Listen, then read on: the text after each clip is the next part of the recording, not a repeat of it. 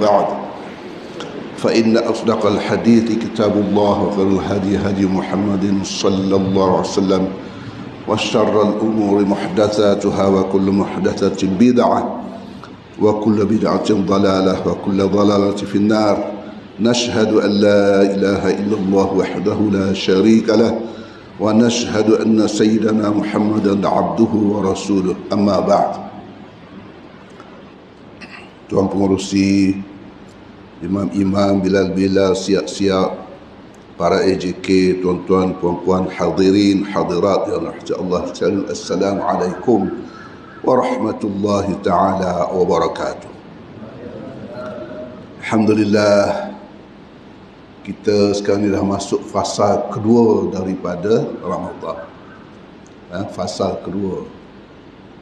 10 pertama, fasa pertama, yang fasa kedua,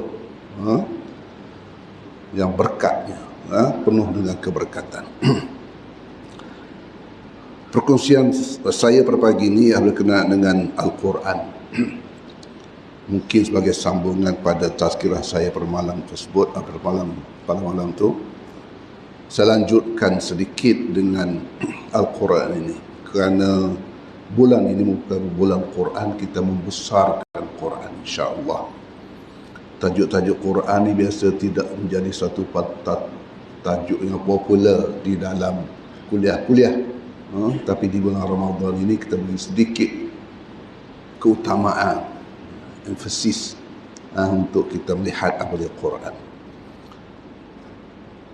Saya dalam tazkirah yang lalu ceritakan tentang betapa umat ini telah meminggirkan Quran, telah mengesampingkan Quran, telah memulau Quran dalam bentuk-bentuk tidak membaca, dalam bentuk tidak memahami dan sebagainya. Dan sentuhan Quran ini merupakan sentuhan emas. Manapun bila ada berkenaan Quran, ianya suatu yang amat berharga, sebagaimana yang disebutkan. Quran ini sebenarnya seperti yang disebutkan oleh Maulana Jalaluddin Ar-Rumi. Kalau orang buta Quran, melihat Quran, hanyalah dia lihat baris-baris hitam diselangi dengan noktah-noktah, titik-titik dan sebagainya. Itu sahaja bagi mereka yang melihat Al-Quran ini dengan secara buta huruf, tak pandai baca Quran. Tahu baris saja. Jika anda melihat Quran dengan mata anda akan nampak perkataan-perkataan saja. Kalau terlihat dengan mata saja, maka kita nampak Quran ini perkataan-perkataan sajalah. Jika anda melihatnya dengan otak dan fikiran, anda akan nampak ilmu dan hikmah. Kalau kita baca Quran, kita faham Quran dan kita kaji Quran dengan fikiran kita, maka kita akan dapat di sana ilmu dan hikmah, mutiara yang boleh kita lihat. Jika anda melihatnya dengan hati anda akan nampak akan rahmat dan kasih sayang Allah Subhanahu wa taala tertera jelas di dalam Al-Quran. Jika anda melihatnya dengan ruh anda, Al-Quran ini, maka anda akan dapati hakikat Allah Subhanahu wa taala melalui Al-Quran. Melihat kebesaran Allah melalui Al-Quran. Melihat tajalli Allah Subhanahu wa taala melalui Al-Quran.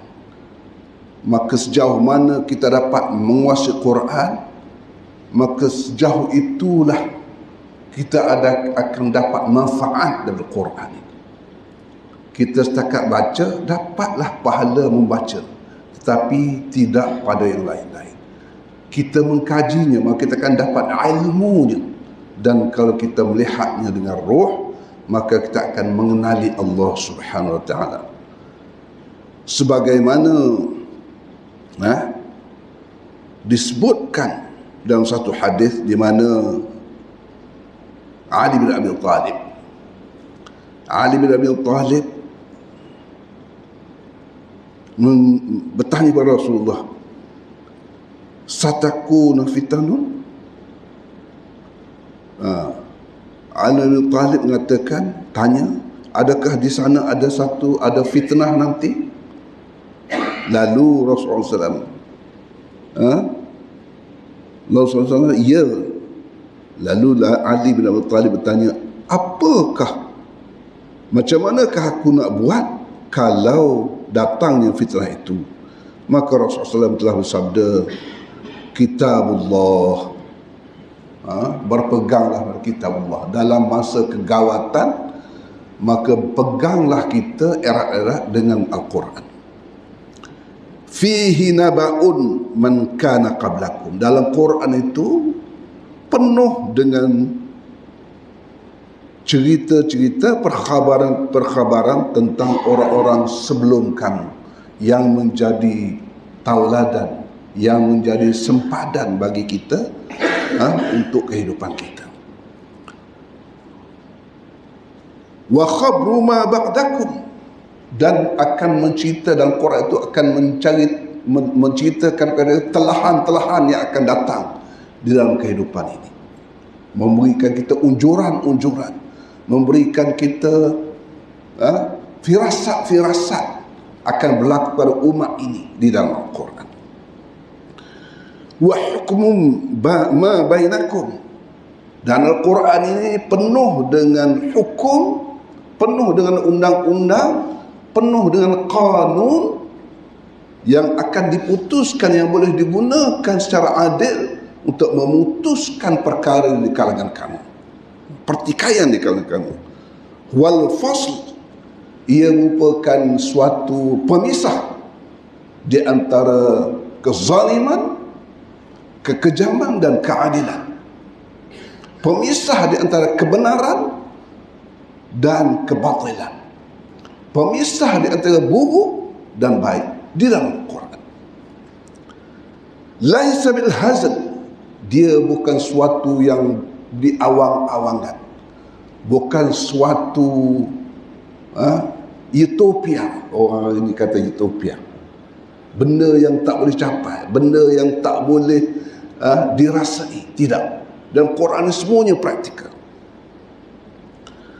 Man tarakahu min jabbarin qasamahullah, sesiapa yang meninggalkan Quran ini kerana kesombongan, maka Allah Ta'ala akan mencelakakan dia. Siapa yang meninggal Quran ini kerana angkuh dan kerana sombong, maka Allah Ta'ala akan melaknati dia. Wa man ibtaghal huda fi ghairihi adallallah, sesiapa yang mencari petunjuk selain daripadanya, maka Allah Ta'ala akan sesatkan dia. Orang mencari petunjuk tidak melalui Quran, maka Allah Ta'ala sesatkan. Sebagaimana Sayyidina Umar, Sayyidina Umar berlaku pada Sayyidina Umar apabila dia dijemput untuk membuka Baitul Maqdis, sekarang di bawah milik Yahudi, konsulat Yahudi. Bila dia datang dan orang melihat hinanya dia, kerana pakaian yang compang-camping, masa masuk bandar ataupun kena ke giliran Salim Maula, Salim yang naik kuda, giliran dia nak masuk bandar tu kena ke giliran dia, giliran di bawah. Dia naik unta, dia naik kuda, dia naik unta. So digilir. Yang ni naik, Umar naik, Salim tuntun, lepas tu digilir. Kebetulan nak masuk bandar tu giliran Salim naik. Jadi orang kata Salim lah ingat ke Khalifah Umar. Mana orang kenal. Lalu Umar kata apa? Kalau kita mencari kemuliaan tidak melalui ya Allah Ta'ala muliakan, nascaya Allah Ta'ala akan menghinakan kita. Nahnu qaumun a'azzana Allah bil Islam. Kami satu kaum yang telah dimuliakan Allah Ta'ala melalui Al-Quran. Famahma nabtaghil izzata bighairi ma a'azzana Allah azallana Allah. Walaupun kita mencari kemuliaan, tetapi tidak melalui apa yang telah memuliakan kita di Islam, azallana Allah. Allah akan menghinakan kita. Wa huwa hablul matin, dan dia adalah tali Allah yang kukuh, Al-Quran itu. Wa huwa zikrul hakim, dia adalah suatu peringatan yang penuh hikmah. Suatu peringatan yang penuh hikmah. Wa huwa siratal mustaqim, dia adalah jalan yang lurus. Al-Quran ini adalah jalan yang lurus. Wa huwa alladhi la yaghizu bil ahwa, dan dia tidak akan diselewengkan oleh hawa nafsu. Al-Quran ini tidak diselewengkan oleh hawa nafsu. Orang yang berhawa nafsu nak buat macam-macam ke Al-Quran ini tidak akan dapat melakukannya, kerana Al-Quran ini dijamin ketulidannya oleh Allah Ta'ala. Inna nahnu nazzalna dzikra wa inna laha hafizun. Kami yang Al-Quran dan kami jamin ianya akan dijaga. La taltabisu bihil alsinah, dan tidak akan dapat meragu-ragukan oleh lidah. Maknanya orang nak berkata bohong tentang Al-Quran ini, mereka tidak akan dapat menyamai Al-Quran.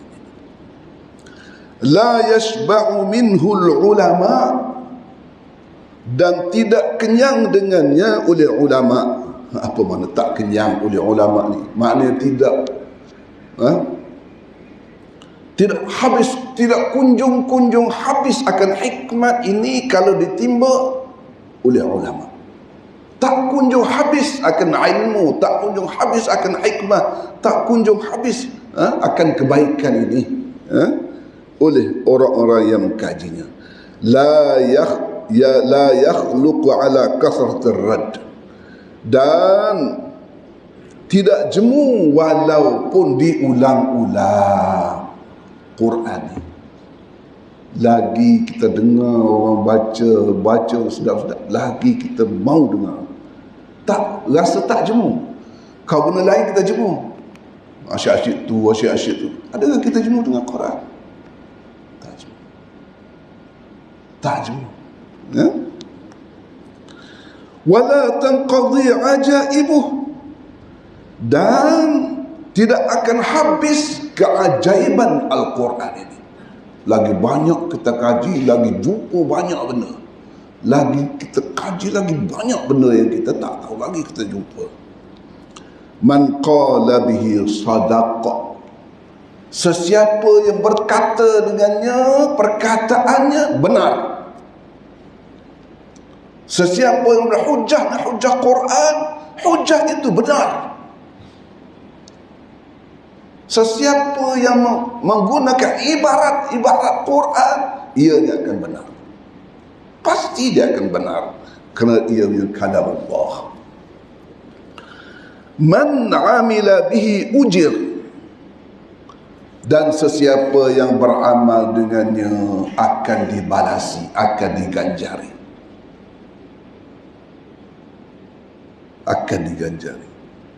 Tidak ada kitab yang kalau baca saja tak faham pun akan diberi ganjaran, kecuali Al-Quran. Kita boleh baca hadis dapat faham,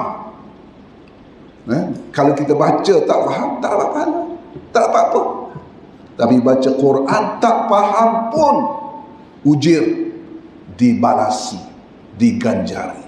Kalau kita baca hadis faham baru dapat pahala, baca saja belum mendapat pahala. Man hakama bihi adal. Sesiapa yang berhukum dengannya, pasti hukuman itu akan jadi adil. Sesiapa yang berhukum dengannya, maka hukuman itu mestilah. Wa man da'a ilaihi hudi ila siratal mustaqim. Dan sesiapa yang menyeru dengannya, maka ia akan mendapat hidayat sehingga sampai kepada siratal mustaqim. Itulah kata-kata ataupun sabda baginda sallallahu alaihi wasallam tentang kitabullah. Perkataan-perkataan yang suci. Dan oleh sebab itu ma farratna fil kitab min syai'. Kami tak tinggal suatu apa benda pun dalam Al-Quran ini. Menceritakan segala-galanya. Ma farratna fil kitab min syai'. Kami tidak tinggal apa satu jua pun di dalam Al-Quran ini. Adalah orang tanya Abu Hanifah, betul ke? Betul ke dalam Quran ni cakap semua, ada semua benda? Abu Hanifah kata, ya, ada semua benda. Ada tak dalam Quran ni cara buat roti? Cara buat roti ada tak dalam Quran ni? Abu Hanifah cakap apa? Fas'alu ahla dzikri in kuntum la ta'lamun. Abu Hanifah cakap apa? Dalam Quran dia cakap fas'alu ahla dzikri in kuntum. Tanyalah orang yang tahu kalau nak tahu. Kalau dalam Quran dah nasihat, tanya orang tahu lah. Ahli dzikr, orang yang memahami. In kuntum ta'lamun, jika kamu tak tahu. Ada juga dalam Quran. Oleh sebab itu, seorang doktor akan melihat Quran ini penuh dengan pengubatan dan cara nak berubat, cara nak avoid sakit. Seorang doktor, ruqayyahnya, ubatnya, macam-macam dalam Quran. Kalau dia seorang doktor, kita seorang doktor, kita tak faham. Tapi orang doktor kalau dia baca Quran, dia akan jumpa ubat-ubat yang ada dalam Quran. Disebutkan syifa, wa nunazzil minal Qur'ani ma huwa syifaa'un wa rahmatun lil mu'minin. Dan kami turun Al-Quran ini sebagai syifa yang penyembuh, penawar dan rahmat. Penawar ini disebutkan dalam tafsir ialah berkenaan luaran, sakit luaran. Rahmat, sakit dalaman. Wa rahmatul lil mu'minin. Seorang falsafah akan melihat Quran ini penuh dengan falsafahnya, penuh dengan abstrak tentang kehidupan ini. Seorang ahli bahasa akan melihat Quran ini penuh dengan tata bahasa dan merupakan reference, merupakan suatu standard tentang Al-Quran. Sesiapa berkelahi tentang bahasa Arab ni, akhir sekali yang betul rujuk Quran. Yang di mu'annath ke, yang di muzakkar ke, kalau siapa belajar yang ni laki ke perempuan ke, matahari laki ke perempuan, bulan laki ke perempuan, jantan ke betina. Dalam bahasa Arab, semua perkataan nama mesti kena tahu jantan ke betina. Kita jantan betina ni binatang, orang, kayu batu, tak ada jantan betina. Tapi dalam bahasa Arab mesti jantan. Ini asas. Perkelahian mereka akan ditentukan melalui tata bahasa Quran. Wasyamsu barizatan. Rupanya dalam Quran kata matahari itu perempuan, bulan tu laki-laki. Pada logik kita kalau boleh matahari itulah yang jantan, bukan mungkin kuat, mungkin kan. Tapi dalam Quran tidak. Misal kata, Penyair akan dapati Quran yang penuh dengan kata-kata yang syahdu, kata-kata yang puitis, kata-kata yang menyentuh jiwa dan sebagainya. Guru dan pendidik akan mengetahui cara yang ampuh bagaimana mendidik umat, bagaimana mendidik kanak-kanak, bagaimana mendidik hati-hati dan sebagainya.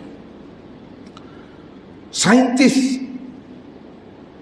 akan berjumpa dengan fakta-fakta yang tidak terjangkau dalam masa hidupnya, dalam Quran. Politikus akan berjumpa dengan konsep-konsep akan keadilan, undang-undang, tata cara pemerintahan, penuh dengan tata cara pemerintahan dan sebagainya. Cuma kita tidak kaji. Mathematician ataupun ahli matematik melihat Quran ini, kalau kita tengok siapa? Abdul Daim Al-Kahil. Saya suka tengok video dia tentang Quran. Oh, dia banyak di situ. Perkataan macam-macam lah. Akan dapat yang saya tengok tu, dia cerita tentang betapa dalam Quran tu ada pattern dia. Dalam penulisan Quran tu sendiri ada pattern tertentu yang mustahil akan dapat dibuat pattern yang sebegitu dalam masa dengan cara turun yang beransur-ansur dalam 1-2-3 tahun. Lepas tu yang kalau kita lihat pattern, menceritakan tentang siang dan malam sama, menceritakan tentang lautan dan daratan, di mana sebutan-sebutan itu bila dilihat kepada rasio daratan dan lautan itu sama. Jadi ada pattern-pattern tertentu. Orang bagi orang matematik, jadi begitu sekali halus, begitu sekali perkara ini tak mungkin direka. Sebab tu tanzil Quran ini adalah sesuatu yang tanzil. Kalau kita lihat sejarah penurunan Quran ini, Al-Quran ini semuanya tanzil, maknanya ditentu oleh Allah Ta'ala. Dia turun macam-macam, tapi bila nak tulis, Rasulullah kata, engkau yang ni duduk sini, tulis di sini, yang ni tulis macam gini. Semuanya Rasulullah yang seorang buta huruf suruh tengok sini, suruh tengok sini, suruh setiap ayat itu disuruh Rasulullah yang ni walaupun baru turun, tahu yang sebelum ini, sebelum ayat yang dah lama turun ni. Satu kali berlaku ingat di puasa hatta yatabayyana al-khaytul abyad min al-khaytul aswad. Nak buka puasa ni, nak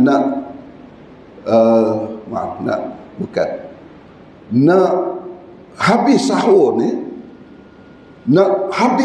maknanya nak mula berpuasa ni, hendaklah engkau bezakan di antara benang hitam dengan benang yang putih. Benang hitam, benang putih. Beza benang-benang. Lalu sahabat di rumahnya ada satu benang putih, ada satu benang hitam. Maka bila tengok benang hitam dan putih itu, kalau nampak beza lagi, kalau nampak beza, barulah mereka berhenti makan. Hatta yatabayyan dalam berbeza. Lalu begitulah, sehingga sahabat merasakan itu satu kepayahan, sehinggalah diturunkan selepas daripada dah turun ayat-ayat lain. Selepas turun ayat-ayat yang lain, maka datanglah satu ayat je sekali turun. Minal fajr. Turun satu ayat saja kali ini. Lalu Rasulullah kata, bubuh di belakang hatta yatabayyana min khaytul abyad min khaytul aswad minal fajr. Minal fajr, taruh belakang tu. Barulah bila baca, rupanya maksudnya benang putih, membezakan benang putih benang hitam itu ialah fajar. Fajar. Dia kalau kita lihat dia lagi, mungkin kita kurang biasa lihat. Orang pada pasir selalu lihat. Dia bermulanya puasa ini apabila keluarnya fajar sadiq. Dia ada dua fajar. Ada dua fajar. Satu fajar kadzib, fajar bohong. Yang kedua fajar kadzib, fajar benar. Fajar kadzib ini ialah apabila kita melihat di kaki langit ada satu benang, ada satu pancaran cahaya keluar terus ke atas langit, dan last dia akan berada di situ selama 10 minit tegak ke atas. Itu dipanggil fajar fajar kadzib. Lepas 10 minit akan disebut fajar menyingsing. Maka habislah yang kadang-kadang dia ada satu, kadang-kadang dia ada dua. Habis yang tu akan timbul merah cerah di kaki langit. Itu dipanggil fajar sadiq. Dan fajar sadiq inilah, timbul fajar sadiq inilah bermulanya puasa. Oleh sebab itu 10 minit imsak. Sebenarnya imsak pun sebenarnya puasa juga, tapi maknanya kita berhati-hati. Masa 10 minit fajar kadzib, dan bila timbul fajar sadiq, maka bermulalah puasa. Minal fajr. Jadi tengok bagaimana ayat Al-Quran itu turun.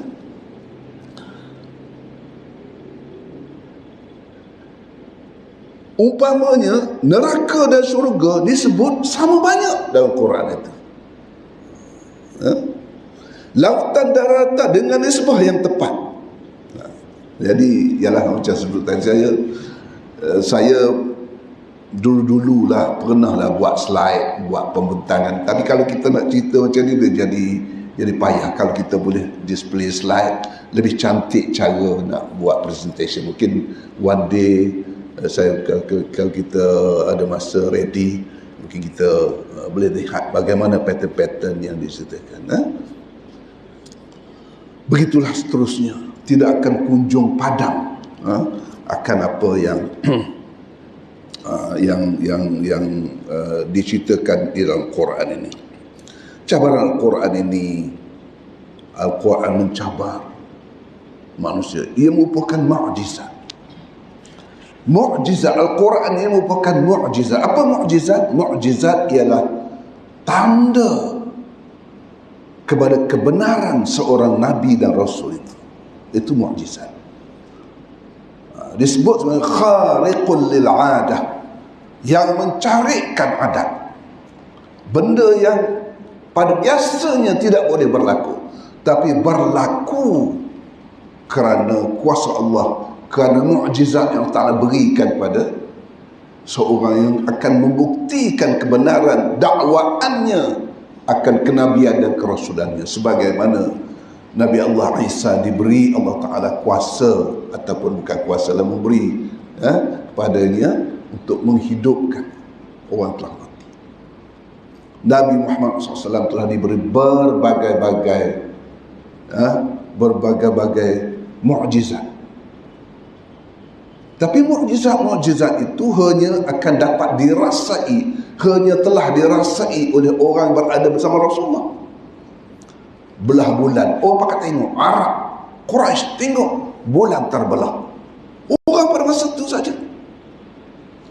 Keluarnya air daripada jari-jari baginda, jari-jari yang mulia berbaginda, dilihat oleh para sahabat.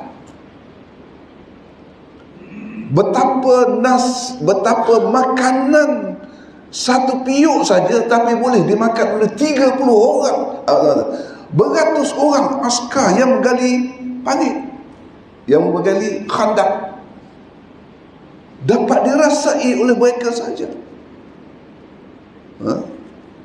Satu piuk boleh makan ramai orang, seluruh orang, bahkan lebih lagi.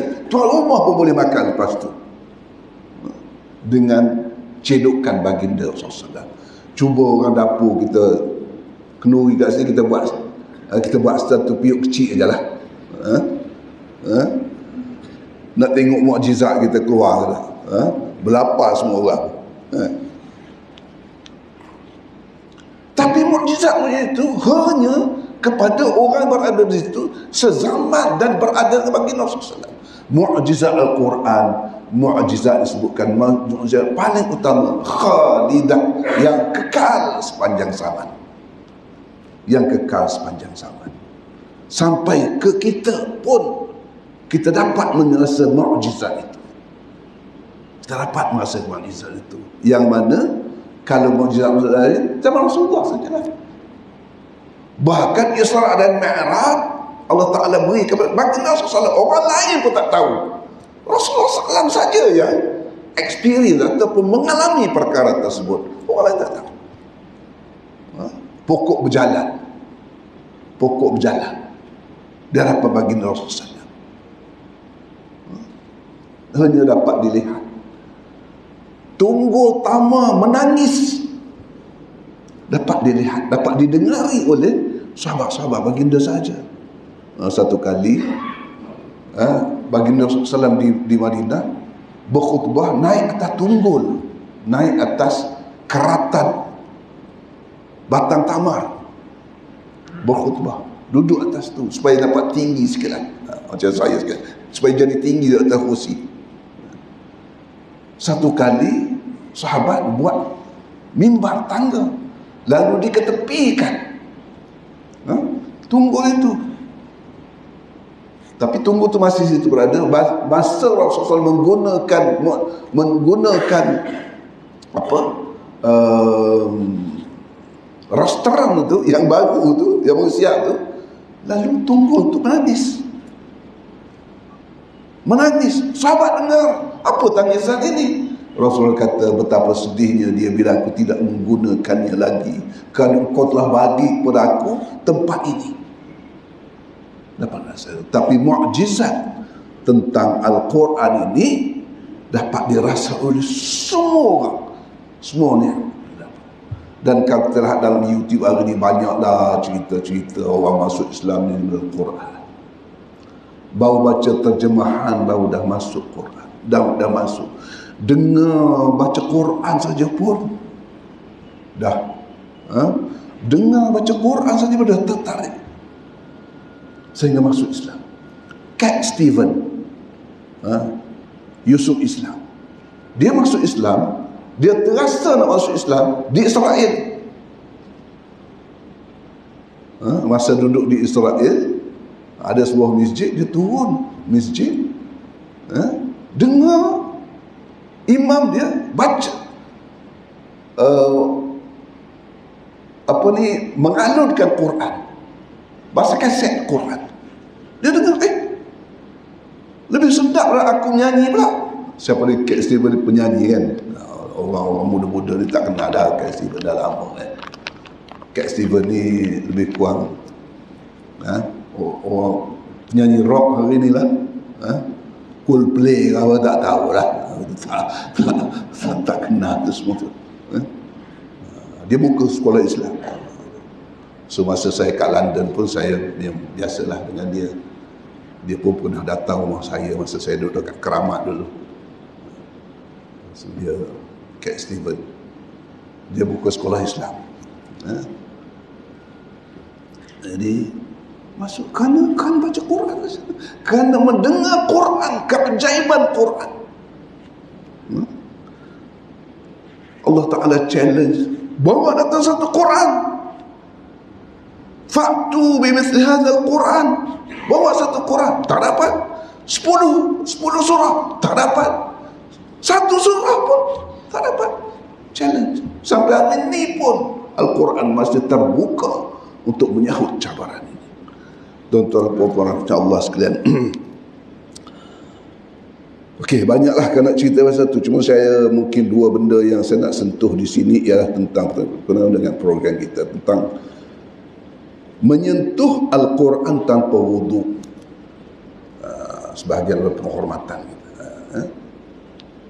Jadi ialah saya cerita ni tentang kita ada banyak handphone. Sekarang kita baca Quran, atau bukanlah kita baca Quran, maknanya kadang-kadang orang ni baca dalam Quran dalam handphone. Apakah hukum? Saya bacakan beberapa petikan fatwa yang berkenaan dengan menyentuh Quran tanpa wudu. Kami nyatakan bahawa menyentuh mushaf Al-Quran mestilah dengan berwudu, sebagaimana pegangan mazhab utama, kecuali pendapat Abu Hanifah. Pendapat Abu Hanifah kata pegang Quran tanpa wudu tidak haram. Pendapat mazhab lain, mushaf mesti dipegang dengan wudu, menanggung Quran. Dan mushaf ini disebut mushaf. Mushaf ini adalah complete text of Al-Quran. Kalau terjemahan tak apa, kalau tafsir pun tak apa, kerana tafsir itu bukan Quran, perkataan-perkataan saja. Tapi kalau banyak yang ayat-ayat lain, tulisan-tulisan lain dalam Quran, maka tidak disebut mushaf, dan itu boleh dipegang tanpa wudu. Semua mazhab. Al-Quran ni kita kena pegang dengan wudu lah. La yamassuhu illa mutahharun. Tidak menyentuh akan Quran itu kecuali orang-orang yang suci, berasal pada ayat itu. Tapi ada setengah, banyak perbahasan. Ini kalau kita cerita, ini sebenarnya fabrik, soalan cepu emas kalau dalam peperiksaan fake dan sebagainya lah. Al-Mutahharun itu adalah katanya malaikat. Al-Quran yang ada di Lauh Mahfuz. Oleh sebab itu Quran yang ada sekarang ni, pasal dengan pendapat, bukan Quran yang dimaksudkan dengan ayat itu. Tapi tak apalah, itu permasalahan panjang. Saya dulu argument ni, masa nak jawab peksa dulu, memang duk hafal semualah. Jadi kesimpulannya, mushaf itu mesti dipegang dengan adanya wudu, suci dari hadas kecil dan hadas besar. Yang berkaitan hasrah ialah tulisan, yang semuanya perkataan-perkataan ialah Quran, yang lain pun sikit-sikit ialah itu mushaf. Satu ditulis mushaf, kalau tidak ditulis tafsir dan sebagainya.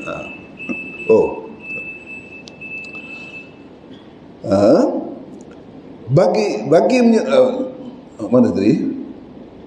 Malah ia merupakan penghormatan lah. Jadi merupakan penghormatan. Dalam garis panduan pembuatan, pengendalian, penjualan dan pelupusan bahan-bahan penerbitan dan perhiasan yang menggunakan ayat-ayat Quran menyebut, bagi menyentuh dan membawa mushaf Al-Quran yang lengkap, pengendali hendaklah mempunyai wudu serta tidak berhadas besar, kecuali Al-Quran dalam format cakra optik. Zaman dulu cakra optik seperti CD, braille dan papan skrin telefon bimbit.